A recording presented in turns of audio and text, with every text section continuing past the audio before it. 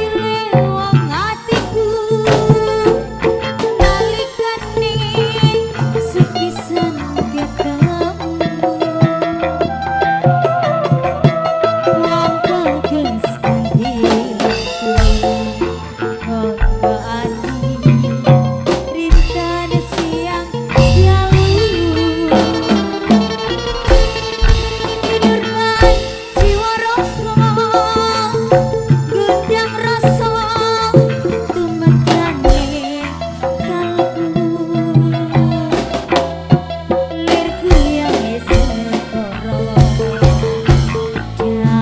dan bisa ngeluluki atiku. Matur sembah nuwun.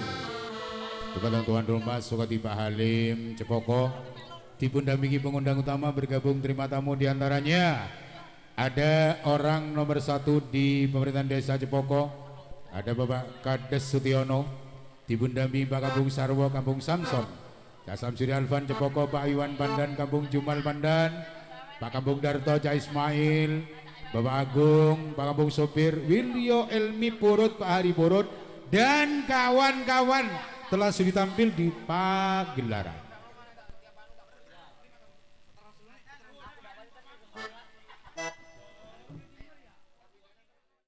Kemudian yang terhormat sebagai tokoh terop mulai zaman Nippon, yaitu Bapak Suci Cepoko, monggo tampil di pagelaran. Kemudian Bapak Wiwir Pipil, datangnya dari Purut, monggo tampil di pagelaran. Kemudian Bapak Dini juga terima tamu. Kemudian Bapak Gusman datangnya dari Pandan juga terima tamu. Mas Yoga Nanda terima tamu. Kemudian yang terhormat Cak Buniman Pak Pina sebagai terima tamu. Kemudian Cak Suwarno Afil terima tamu, monggo tampil di pagelaran. Kemudian Mas Jamsari juga terima tamu di Cepoko. Pak Sulipan, Pak Siva, monggo semua terima tamu. Kemudian yang terhormat Bapak Agung ini sudah tampil di bak.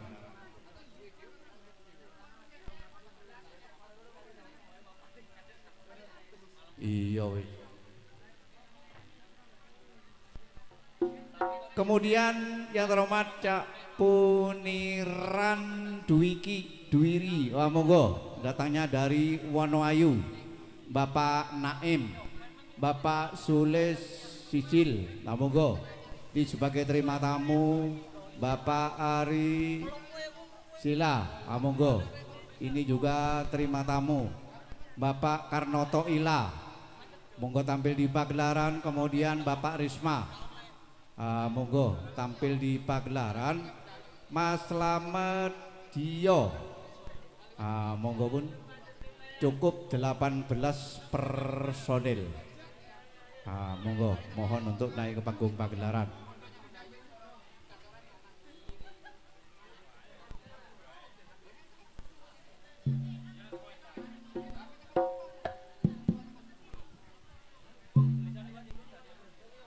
Yuk ting-tingannya yuk. Ya masukkan hati Mas Budi